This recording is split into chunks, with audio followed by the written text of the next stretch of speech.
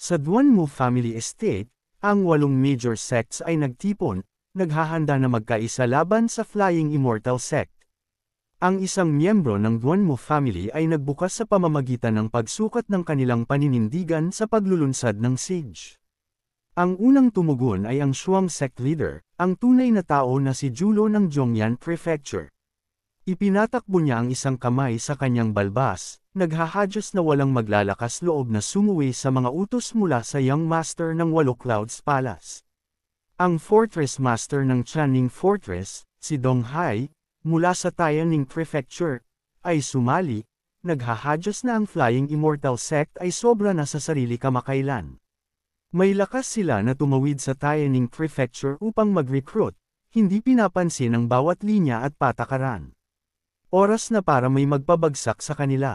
Sa pagdinig nito, agad na sumabog si El Shansho ng Jinglong Mountain Villa sa Bong Prefecture.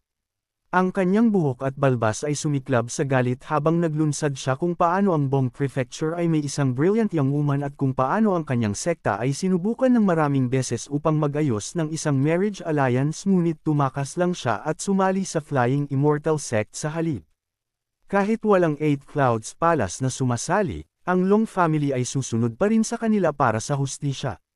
Sa grupo na tumanggo na sa tawag na ito para sa pagkasira, lalo na pagkatapos ng pagsabog ni Long Shanshan, ang miyembro ng Duanmu family ay nag-ilaw at inihagis na perpekto sila ay maghahadyas ng isang victory feast dito mismo at maghintay para sa maluwalhating pagbabalik ni Villa Master Long. Kinuha ni Dong Hai ang sandali upang sumingit ng isang ngiti. Inihagis na kahanga-hanga at ginawa ni Jinglong Mountain Villa ang pambungad na labanan. Hindi gustong maiwan, iwinagayway ni True Person Julo ang isang kamay at umungol na ano ang isang magandang pagkakataon upang magpakita. At ngayon ay kinuha na ni Brother Long ito. Si Brother Long ay talagang marunong magdala ng matuwid na spotlight. Si Long Shanshan, na inakalang ang lahat ay lilipat ng magkasama, ay biglang natigil bilang ang frontliner habang ang lahat ay umurong. Ibinulong niya ang isang nagulat na iyak. Bago pa lumabas ang susunod na salita sa kanya, isang mabagal na palekpak ang tumunog mula sa malayo. Si Chi Kungyong ay naglakad sa kalagitnaan ng palekpak, nakasuot ng isang maliwanag na ngiti habang pinuri niya si Villa Master Long para sa magandang espiritu na iyon. Sa kanyang pagdating, tumayo ang lahat ng tuwid at sabay-sabay na sumigaw na si Young Master Chi ay dumating. Lumipat si Chi Kungyong sa harap, pinanatili ang kanyang ngiti habang nag-aanunsyo na dahil ang mga bagay ay umabot na sa ganito, kung gayon si Villa Master Long ang hahawak sa misyon na ito. Agad na naniga si Len Shan. Nagmadali siyang tumutol, ibinulong na Young Master Chi, kailangan ito ng tamang pag-uusap. Sa sandaling bumaba ang kanyang pangungusap, naglaho ang ngiti ni Chi Kungyong. Kalmado siyang humingi na malaman kung mayroon bang problema si Villa Master Long sa assignment. Nahaharap sa frozen na tingin na iyon, ibinaba ni Len Shan ang natitirang bahagi ng kanyang argumento. Nautol siya na hindi siya maglalakas loob. Hindi siya maglalakas loob. Ito ay, tinadtad ni Chi Kung ang kanyang palusot, winalis ito ng walang pasensya, hindi na kailangan ng daldalan. Ang misyon na ito ay hindi humihingi ng tunay na labanan, isang test strike lang upang ilabas ang Tiger Demon. Kapag natapos na iyon, maaari siyang umurong. Hanggat ginawa niya ito, ang Jinglong Mountain Villa ay kikita ng lead credit. Ang 8 Clouds Palace ay palaging gumaganti sa mga karapat-dapat. Si El Shanshan ay hindi nagbigay ng karagdagang tugon, nagngingit-ngit lang sa katahimikan, natigil sa pagbubulong sa kanyang puso na dapat ay nanatili siyang tahimik. Sa Flying Immortal Sect, sumugod si Lion, sumisigaw na may masamang nangyari. Si Dang Chang, sa pagkakita kung gaano siya panik, agad na nagtanong kung ano ang problema at kung bakit siya nasa ganoong estado. Kahit habang nagtatanong siya, isang hinala na ang nabuo, isa na kinasasangkutan ng gulo na dumating ng mas mabilis kaysa sa inaasahan. Nagmadali si Leon na ipaliwanag na ang 8 major sects ay pumapasok upang palibutan sila. Nagsimula na silang maghanap ng mga alagad ng Flying Immortal Sect upang hamunin, at 2 ang tinamaan. Sa labas ng pinto, narinig ni Little Tiger ang ulat at umungol na ang 2 punks na iyon ay maaaring maghanda para sa katapusan. Nang mailabas ang balita, agad na nagbigay ng kanyang utos si Zhong Cheng. Wala sa kanilang mga alagad ang aalis. Kung may sumugod sa sekta, siya lang at si Little Tiger ang hahawak sa kanila. Sa pagdinig niyan, agad na yumuko si Layuan at nagbigay ng kanyang tugon ng walang pag-aalinlangan. Pagkatapos ay hindi siya nag-aksaya ng oras agad na nag-notify sa mga alagad na magmadali. Inutusan ng sect leader ang mountain gate na isarado. Ang lahat ng mga alagad ay mananatili sa loob.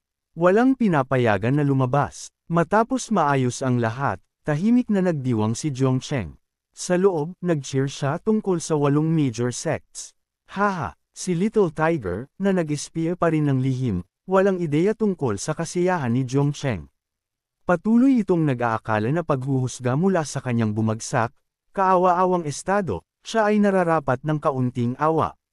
Sa pag-iisip na iyon, sumugod ito kay Zhongcheng at inangkin na ang mga bata ay hindi dapat mawala ang puso, manatiling cool lang sa sekta. Ang Tiger King ay sumusuporta sa kanila. Pagkatapos na matapos magsalita si Tiger King, isang boses ang biglang tumunog mula sa labas. Sumisigaw na si Zhongcheng, ang moth na iyon ay kailangang lumabas at salubungin ang kanyang katapusan. Si Dang Chong ay nangangati para sa mga salitang iyon, at ang pagdinig sa kanila ngayon ay nagpuno sa kanya ng kagalakan na halos sumabog mula sa kanyang mukha. Tumakbo siya sa labas agad, sumisigaw, "Ho-ho," sa kasiyahan. Pinanood ni Little Tiger ang pag-uugali ni Zhongcheng at nakatingin lang, nalilito, hindi sigurado kung ang lalaki ay lubusang nabaliw. Sa labas ng gate, dumating na si El Shanshan. Nang makita siya, ang mga kilay ni Linans ay kumunot habang idineklara niya na dumating si Long Shanshan. Ang kanyang mukha ay nagbigay ng ilang uri ng pagkilala. Matapos mapansin na nakilala ni Linding ang lalaki, nagtanong si Ling Han kung si El Shanshan ba ito mula sa Jinglong Mountain Villa sa Bong Prefecture. At kung nagkakilala na sila dati, si Linding ay tumahimik sandali bago kinumpirma ng isang tango.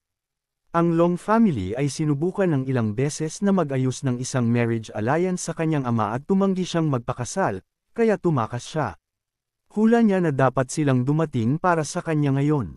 Nang mailabas niya iyon, hindi na siya naghintay upang makita kung nakumbinsi ba niya ang sinuman at tumalon pasulong. Sumisigaw na kung iligtas ni Villa Master Long ang Flying Immortal Sect, kusang loob siyang pupunta. Ang mga elder at alagad na nanunood sa kanyang padalos-dalos na pagtalon ay sumigaw sa panik para kay Lin Ning na bumalik. Si Long Shanshan ay huminto, halata na natulala sa kanyang biglaang paglitaw. Hinipot niya ang kanyang mga mata, iniisip na ang hanggal na babae na ito ay lumakad lang sa kanyang mga kamay, madaling gamitin bilang leverage. Ang hindi inaasahan ng sinuman ay ang boses ni Zhongcheng na pamunit sa sandaling iyon. Sinusumpa na isa lang ang pagkakamali niya, at nagsimulan na silang sumuko sa kanilang sarili. Umungol siya sa lahat na umurong. Nakita siya ng mga alagad at nag-cheer, inaangkin na handa silang ipagtanggol ang sekta sa kanilang buhay. Nagsumamo sila sa sect leader na utusan ang pagkuha kay Linans. Si Zhongcheng ay nanigas doon at commendat, hindi sigurado kung bakit nila gustong dakpin si Li Ning. Bumaling siya at nakita si Li Ning na sumusugod patungo kay Long Shanshan, at ang buong larawan ay nagsnap sa lugar. Si Zhongcheng ay dumura ng mga sumpa, galit na ang kalaban ay bahagya pa lang nagsalita, at sinubukan na niyang sumuko. Kumilos siya ng mabilis, nagpaputok ng isang teknik na nagpadala sa kanya ng diretsyo patungo sa kanya. Si Linang ay nahuli sa puwersa at hinayla pabalik. Hinawakan ni Zhongcheng at hinayla siya ng malapit. Agad siyang kinausap ni Linang, ngunit hindi sumabog si Zhongcheng, naglabas lang ng isang hininga at nagkomento na talagang alam niya kung paano mag-alala ang mga tao. Binitiwan niya siya at si Li Ning ay namula-mula ulo hanggang paa. Pagkatapos ay sumigaw siya sa tuktok ng kanyang baga, nagtataka kung ano ang tinatitigan ni Little Tiger at sinabi dito na magsimula na sa pagtatrabaho.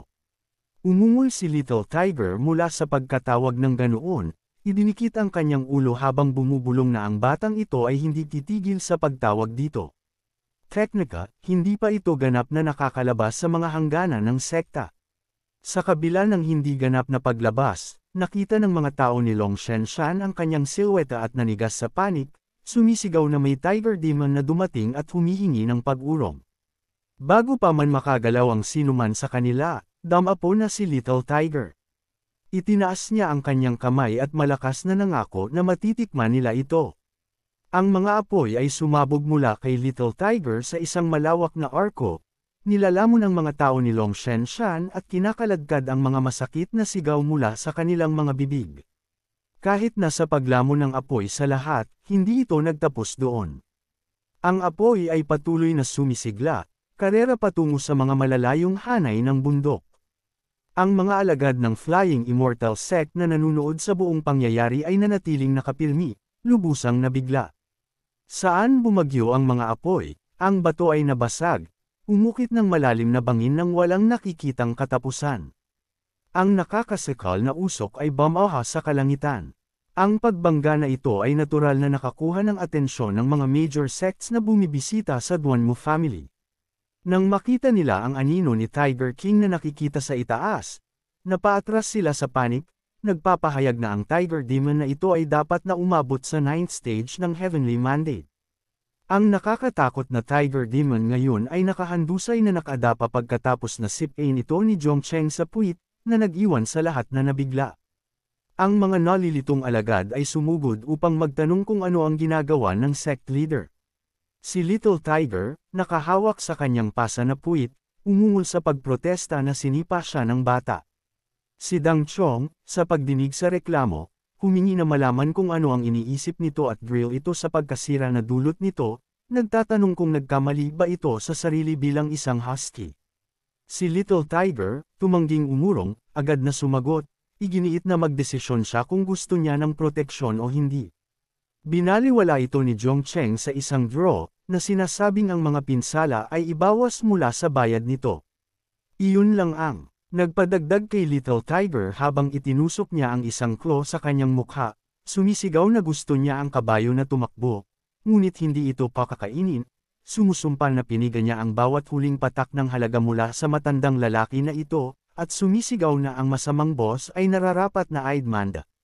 Nakita rin ng Duanmu family ang buong gulo. Bumulong sila sa pagitan nila na ang Tiger Demon at si Zhongcheng ay nag-aaway na naman. Si Che Kung-yong ay dryly na napansin na ang dynamic sa pagitan ng dalawa ay hindi kahawig ng anumang employer at tinanggap na tulong. Kung iyon ang kaso, casual na iminungkahi ni Nine Luo True Person ang paghila kay Zhongcheng sa labas ng protection range ng Tiger Demon at pagbagsak sa kanya, at idinagdag na ang Tiger Demon ay natural na mapupunta sa Young Master.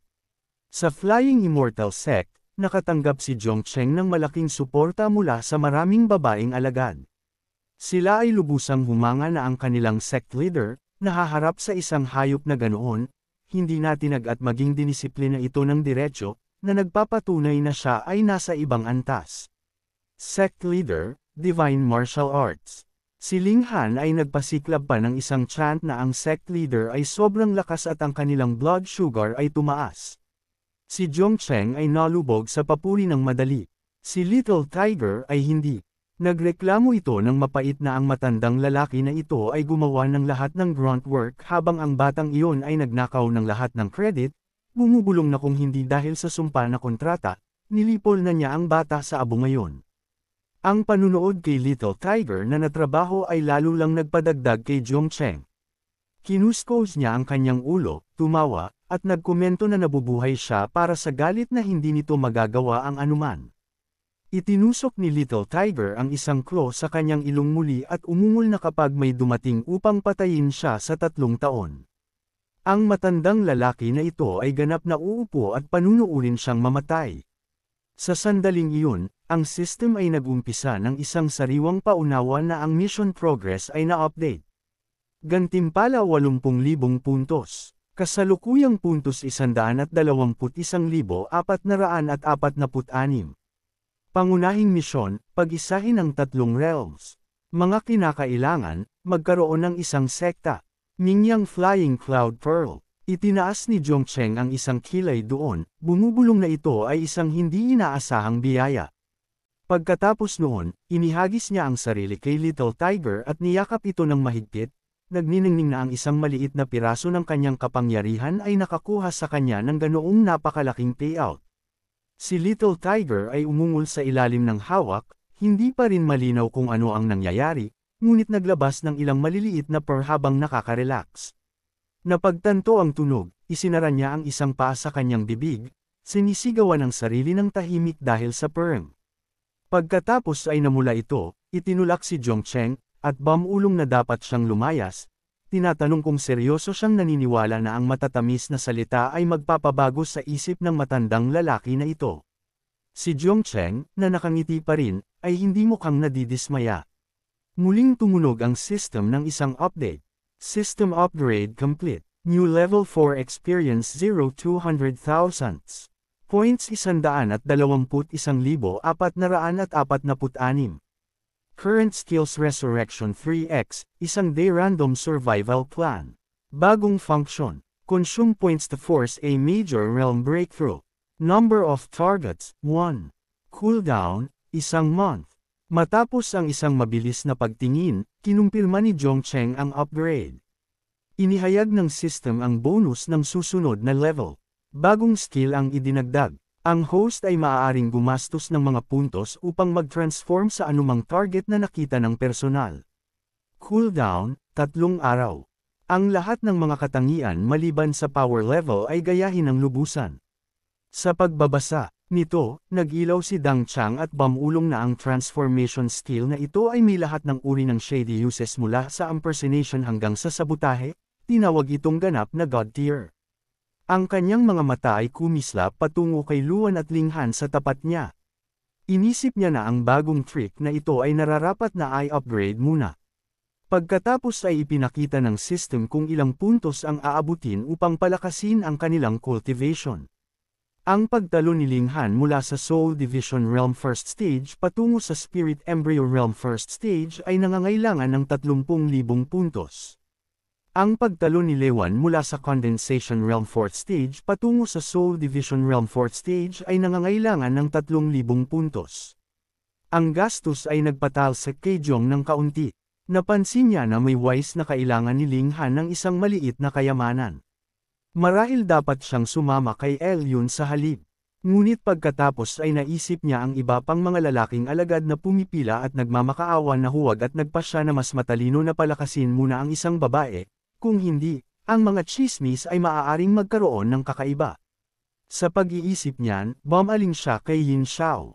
Ang kanyang potential upgrade mula sa Chi Condensation Realm 5th Stage patungo sa Soul Division Realm 5th Stage ay nagkakahalaga ng 3,000 puntos. Tumanggo siya sa numero at nag-isip na si Yin Xiao pa rin ang may pinakamahusay na return on investment. Sa sandaling iyon, winagiway siya ni Zhongcheng. Sumugod siya, nagtatanong kung kailangan siya nito. Nang tumayo siya sa harap niya, inilagay ni Zhongcheng ang isang kamay sa kanyang ulo at idineklara na si Yin Xiao ay palaging isa sa mga unang elder, at ang kanyang tahimik na kontribusyon ay hindi napapansin. Kumandat siya, nagtataka kung anong kontribusyon ang ibig niyang sabihin. Hindi nahuli iyon ni Zhongcheng. Nagpatuloy siya, nag-aanunsyo na nagpasya siyang gumamit ng isang divine method upang palakasin ang kanyang cultivation ng isang major realm. Si Little Tiger na nakatago sa malapit, sumandal sa isang haligi, at ninisihan na ang batang iyon ay nagpapanggap lang, nagtatanong kung paano siya nakabuo ng kalokohan na ito, na nagsasaad na kailangan niyang manatili upang panoorin ang katapusan. Sa sandaling iyon, nagbago ang tono ni Jong Song, nagbigay ng utos na mag-upgrade. Isang napakaliwanag na ilaw ang bumuhos sa ulo ni Yin Xiao. Napahaf siya sa pagtataka habang nililigaw ito. Nang kumupas ito, tinitigan niya ang kanyang mga kamay sa pagkamangha, na bigla na maramdaman ang kanyang bagong lakas. Hindi lang siya ang bumagsak. Bumaling si Lin kay Linghan at bumulong na hindi na niya mabasa ang cultivation ni Yin Xiao na senior sister, nagtatanong kung talaga bang ginawa niya. Kinumpirma ito ni Linghan, na napansin na abot niya ang Soul Division Realm, 5th Stage. Si Yin Xiao ay halos tumalon sa kasiyahan. Ang kanyang isip ay umikot sa posibilidad na nalampasan niya ang mga senior sister na si Chi at Lining at naging ang bagong paborito ng sect leader. Pagkatapos ay nagpanik siya. Siya ay mapapahamak. Hindi inaasahan ni Little Tiger ang anuman nito. Nagpanik ito, sinusubukang makatuwiran kung ano ang nangyari, bumubulong na walang ganoong teknik na umiiral sa mundo ng tao. Habang nahihirapan itong maunawaan ang mga bagay, bumaling si Zhongcheng patungo dito at idineklara na ang isang demon saint ng mundo ng tao ay hindi makakaintindi ng mga celestial arts, hinihimok ito na magpakabait at nagpapahiwatig na kung siya ay nasa isang magandang kalagayan isang araw, maaari rin siyang tumulong na makalusot sa isang major realm. Ang ideyang iyon ay nagpalutang-lutang kay Little Tiger, naglalarawan sa sarili bilang isang big boss sa gitna ng mga Demon King ng Heavenly Demon Realm, na papalibutan ng Silver Moon, Jade Rabbit, at iba pa na dumudumog sa kanyang panig. Ngunit mabilis siyang bumalik sa katotohanan mula sa pantasya, nagpapaalala sa sarili na ang batang iyon ay tiyak na nagmamayabang, na nangangatuwiran na kahit na nakakuha siya ng ilang nawawalang divine trick, marahil gumana lang ito sa mga mas mahina kaysa sa kanya. Salamat na lang, ang matandang lalaki na ito ay mayroon pa ring utak. Ang pagkakataon na maloko sa pagiging isang mount sa loob ng 3 taon ay magiging isang lubusang pagkawala. Walang ideya si Zhongcheng kung anong uri ng spiral ang pinuntahan ni Little Tiger. Malakas niyang inanusyon na aalis siya upang ayusin ang mga score sa ibang 7 sekta at sinabi kay Little Tiger na bantayan ang bahay. Pagkatapos, nang hindi humihinto para sa isang tugon, umalis siya. Tumalon si Little Tiger sa biglaang pag-alis at sumigaw sa kanya, nagtatanong kung mayroon siyang death wish. Ngunit anuman ang isiga ng sinuman, si Zhongcheng ay patuloy na lumipad ng mataas na nakataas ang kanyang ulo, tumaas sa ilalim ng kanyang mga paa, sumisipol habang tumataas upang magsimula ng gulo. Nahuli ni Lu Zhong ang parehong detalye at napansin na ang Tiger Demon ay hindi gumalaw, nananatili pa rin sa Flying Immortal Sect. Nagdagdag si Chi Kung Yong ng isang matalas na mungkahi na kung totoo yun, dapat na lang nilang tapusin siya doon mismo. Pinigilan siya ni Lu Zhong ng mabilis, nagbabala na ang biglaang power boost ay maaaring isang setup. Inirerekomenda niya ang pananatiling maingat at pagdikit sa orihinal na plano. Sa pagdinig niyan, umurong si Chi Kung Yong. Bumaling siya kay Zhongcheng na may mas malambot na tono, inaangkin na ang 8 major sects ng Fune Pearl ay nasasanay na sa pagiging nasa tuktok at nakaramdam ng hindi mapakali na makita ang Flying Immortal Sect na tumataas ng napakabilis. Gayunpaman, muling siniguro niya na dahil siya, ang Young Master ng 8 Clouds Palace, ay sumasali, ang mga major sects ay walang pagpipilian kundi ang igalang iyon. Nang matapos siya, sa wakas ay tumugon si Zhongcheng. Itinaas niya ang isang kamay upang tumanggi at nagpahayag ng pasasalamat, ngunit nagbigay ng isang malinaw na hindi. Ang pagtanggi ay nakalito kina Lu Zhong at Chi Kung Yong. Nanigas sila, nagtatakbuhan sa isip, hindi sigurado kung bakit hindi siya sumusunod sa plano. Sa pag-react ng mabilis, sumabog si Chi Kung Yong na ang mga Spirit Platform Realm expert mula sa 8 major sects ay hinahabol pa rin siya, nagtatanong kung nandito pa rin siya na naglaro ng mga laro at kung talaga bang gusto niyang mamatay. Kinumpirma ni Zhongcheng ang huli ng walang pag-aalinlangan. Ang kanyang pasensya ay naubos, ang kanyang noo ay kumunot, at tinanong niya ang dalawa sa harap niya kung talaga bang gusto nila siyang patayin o hindi. Kung hindi, kung gayon huwag na mag-abala. Sina Lu Zhong at Chi Kung Yong ay parehong nakatingin, ang mga panga ay nakanganga. Pagkatapos ay hindi na nagpaligoy-ligoy si Zhongcheng, umalis, at lumipad ng diretso sa kanila nang hindi tumitingin sa likod.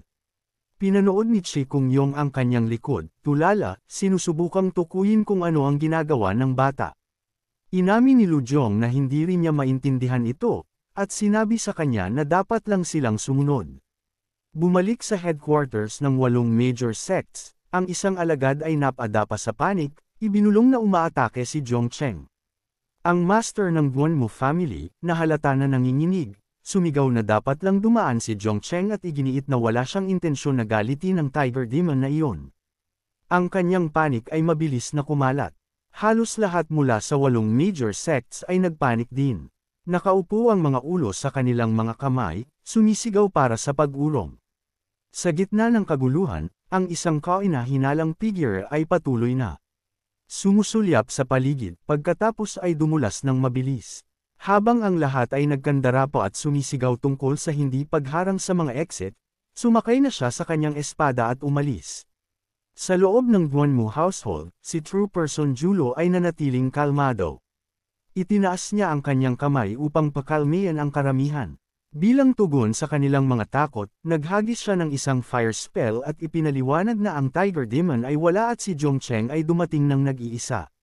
Iyon ang nakagulat sa karamihan, na nagudyok ng mga maingat na tanong tungkol sa kung totoo iyon. Sa pagkakita sa kanilang reaksyon, si True Person Julo ay mukhang lumakas ang loob.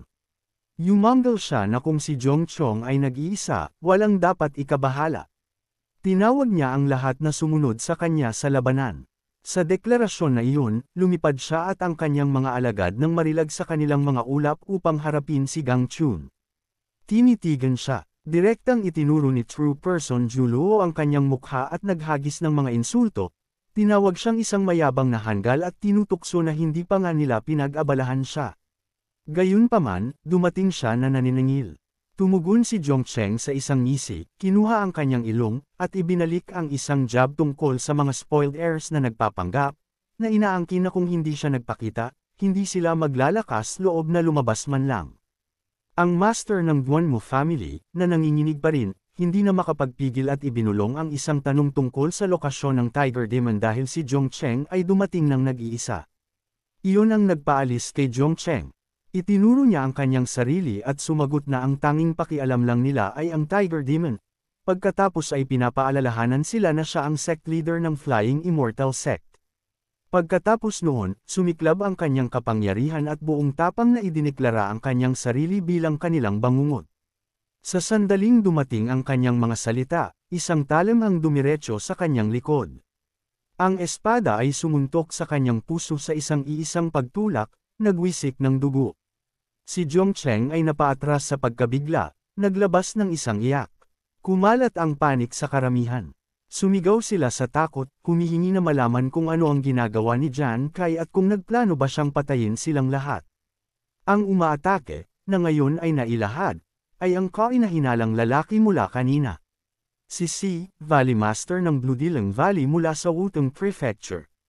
Tinitigan niya ang katawan ni Jong Cheng sa pagtataka at bamulong na patay na ang bata, pagkatapos ay kinuha ito sa isang hindi magandang propesyonal na reflex. Ang reflex na iyon ay nagdulot kay Jong Cheng, na nagpadala sa kanya na bumabagsak mula sa kanyang espada. Walang nagluluksa sa kanya. Ang tunay na takot ay nagmula sa kung ano ang maaaring mangyari sa susunod. Ang lahat ng mga mata ay bumaling patungo sa kalangitan, natatakot kung lilito ang Tiger Demon. Si True Person Julo ay nanatiling matalas, malakas na nagpapaalala sa lahat na bantayan ang mga ambushes. Ngunit pagkatapos ng ilang sandali, wala pa ring nangyari. Bumaling siya kay Dong Hai at napansin na walang senyales ng paggalaw. Walang bakas ng spiritual energy ng Tiger Demon, at mukha pa ring hindi siya umalis sa Flying Immortal Sect. Nag-react si Dong Hai sa pagtataka, nag-aalok ng isang hula na marahil talaga nilang ginawa ito. Ang mukha ni Jong Cheng ay naging lila, dugo ang bumuhos mula sa kanyang bibig, at ang kanyang katawan ay nanghina. Tumigil siya sa paghinga. Si True Person Julo ay sumabog sa matagumpay na tawa. Nagmayabang siya na iyon lang ang maliit na peste na si Jong Cheng na nagtataka kung ano ang kinakatakutan ng sinuman sa simula pa lang. Pagkatapos ay bumaling siya kay Juan Si ay nag-alok ng isang magalang na pagdaraos ng mga kamay at pinuri siya bilang Valley Master Jehoan Si ay para sa isang trabaho na mahusay na nagawa. Pinuri niya ang Blood Killing Valley para sa pagpapatunay sa sarili na karapat-dapat na maging ang top assassination sect sa Fuan Prefecture. Si Si ay ngumiti, winawalis ang papuri na may kunwaring kahinhinan, at tumawa. Habang nagsimula ang pagdiriwang, ang Duanmu family ay mukha pa ring hindi mapakali. Pagkatapos ng nangyari, walang naglakas loob na pabayaan ang kanilang bantay. Dalawang lalaki mula sa Duanmu family ang nagpahinga sa kanilang sarili, umungol ng kalokohan, at tumakbo patungo sa bangkay ni Jong Cheng na nakataas ang mga espada. Hindi sila nag-alinlangan. Sinaksak nila ng paulit-ulit. Ang dugo ay lumipad sa lahat ng direksyon, ngunit hindi sila tumigil. Nagpatuloy sila, umungol, hiya, haya, ha. Nalito sa tanawin, ang iba pa sa grupo ay nagsimulang magtanong kung ano ang ginagawa ni Elder Duanmo. Binaliwala sila ni Elder Duanmo. Tinitigan niya ang sirang bangkay at ipinagbigay alam sa kanyang alagad na ngayon sa wakas si Jong Cheng ay dapat na tunay na patay. Bamulong ang alagad na ito ay sapat na karne upang gumawa ng palaman ng dumpling. Si Xuan Si ay hindi na makatahimik pa. Ang kanyang kilay ay kumislap at tinanong niya si Elder Duanmo kung ano ang ibig sabihin niyan at kung nagdududa ba siya sa kanyang skill. Sa pagdinig sa tono na puno ng hinala, nagmadali si Elder Duanmo na linawin na si Valley Master ay hindi na-inform. Si Dang Chong ay may kakayahan sa pagpapanggap na patay. Dati, maging si Duanmo Huang, ang kanilang sariling family head, ay naloko ng parehong trick doon mismo. Ang isang sandali ng pagkakamali ay nagdulot sa kanya ng kanyang buhay. Hindi ito binili ni Xuanqi. Ikinulong niya ang mga mata sa mga miyembro ng Duanmo family at pinapaalalahanan sila na siya ay nireranggo sa una sa gitna ng mga divine assassin sa Fuan Per 4 at hindi kailanman nag-blow ng isang pagtatangka. Ang mga pamantayan ni Duanmo Hangs ay nakakaawa. Walang paraan na sumukat sila. Ang dalawang miyembro ng Duanmo clan na nagbigay prioridad sa mas malaking larawan ay mabilis na tumango at pinuri ang walang kamali-mali na galaw ni Valim na inaangkin na sila ay nag-overreact lang. Gayunpaman, sa likod ng kanilang mga tango, tinukso nila ang duwag na halos palaging kumukuha ng mga tao habang sila ay nasa palikuran, ngunit gayunpaman ay may lakas na magyabang. Sa system space, isang paunawa ang lumabas na nagpapahayag na ang host ay nawala ng 1/3 ng kanyang buhay. Sanhi ng kamatayan, assassination, killer, Juan CI, Valley Master of Blood Killing Valley Survival Protocol. Ngayon ay ini-initialize na ang sneaky ambushes ay hindi binibilang bilang tunay na teknik. Ang underhanded play ng kaaway ay nagpasiklab sa galit ng 5th grade Destruction Fierce Killing Talisman, na nag-trigger sa mutation ito sa isang 9th grade Spirit Talisman. Naghahanap ng paghihiganti para sa pagpatay sa kanyang master. Agad na binaliwala ni Zhang ang mungkahi ng system. Itinaas niya ang kanyang gitnang daliri at sinumpa ito. Sinabi dito na tumigil na sa performance at pagandahin ang kanyang mga kakayahan sa halip. Sa tunay na mundo, isang boses ang biglang pumutol sa katahimikan, tumatawag upang kumpirmahin kung talaga bang namatay si Zhongcheng. Ito ay kay Qi Kungyong, na nagreklamo na kung hindi nila siya sinundan, ang lahat ng loot ni Zhongcheng ay mawawala. Sa sandaling sumugod siya upang dakutin ang bulwagan, tinapik ni Lujong ang kanyang balikat mula sa likod at pinayuhan ang isang paghinto. Inakala ni Qi Kungyong na si Lujong ay nakakita ng kayamanan at ngayon ay gustong mag-double cross sa kanya, ngunit mali ang kanyang hula. Nangahulugan lang si Lujong na magbabala na may isang bagay tungkol sa tanawin. Ang hindi tama at ang pagsingil ay maaaring hindi matalino. Hindi kinuha ni Qi Kungyong ang pahiwatig. Sumagot siya, nagtatanong kung ano ang maaaring off tungkol dito. Si Jung Chong ay nilipol sa mga piraso. Katapusan ng kwento, kung hindi sila kumilos ng mabilis, iba ang magnanakaw ng lahat. Sa sandaling iyon, isang napakalaking energy beam ang sumiklab sa kalangitan. Nakagulat kina Qi Kungyong at Lujong. Isang figure ang lumabas mula sa loob. Si Zhongcheng ay buhay at sumisipa. Ang lahat ng nakasaksi sa tanawin ay napahaf, sinusubukang maunawaan kung paano hindi siya patay. Itinaas ni Zhongcheng ang isang Destruction Fierce Killing Talisman sa eye level. Ang dalawang miyembro ng Duanmo family, na nabuhay sa ito minsan na, ay alam na ang mas mahusay sa oras na ito at tumakbo para dito, sumusumpa habang tumakas sila na nakita nila itong darating. Sinindihan ni Zhongcheng ang talisman. Sinuri niya ang karamihan, nagpasalamat sa kanila para sa pag-donate ng kanilang mga ulo, at inihagis ito pataas. Sa sandaling tumaas ito, ang ilaw ay sumabog sa paligid nito, nagdadala ng seryosong puwersa. Pagkatapos ay nagbigay galang siya gamit ang dalawang kamay sa kanyang noo at ngumiti na ang mga alagad ay dapat maghanda para sa kanyang image transmission technique showcase. Ang mga alagad ng Flying Immortal Sect ay natrabaho na, sumisigaw sa isa't isa na nagsimula na ito. Ang signature move ng sect leader. Sa sandaling inilunsad ang talisman, isang bahan ng kapangyarihan ang sumabog. Sumiklab ito sa True Person Julo at sa iba pa, pinupunasan sila at ang kanilang mga alagad doon mismo. Ang kanilang mga mukha ay nanigas sa takot, hindi maintindihan kung ano ang tumama sa kanila. Ang alon ay hindi huminto doon. Hinabol nito ang mga tumakas na miyembro ng Duanmo family, na nag-iwan sa kanila ng walang pagkakataon na makatakas. Masakit na iyak ang POM unit sa lugar. Ang kapangyarihan ng talisman ay kumalat ng malawak. Tumama rin ito kina Qi Kungyong at Lujong sa kanilang nakataas na posisyon. Ang sabog ay lumapit, at sumigaw sila sa takot, nagtatanong kung ano ang impyerno na iyon. Ngunit ang kapalaran ay walang pakialam. Hindi sila nakaiwas sa oras. Ang puwersa ng talisman ay bumagsak sa kanila, nagpatalsak ng dugo mula sa kanilang mga bibig at nagbagsak sa kanila diretso sa lupa. Hindi ito maproseso ni Chi Kung Yong. Nabulunan siya at sinubukan na tukuyin kung anong teknik ang posibleng magpaputok mula sa distansya na iyon na may ganoong lakas. Ubo-ubo, si Lu Jong ay pantay na nayanig. Tinitigan niya ng malawak ang mga mata, nagtatanong kung paano nakakuha si Zhong Cheng ng isang 9th grade fierce killing talisman. Sa pagkakita sa ito na nagaganap, ang mga alagad ng Flying Immortal Sect ay sumabog sa pagkamangha.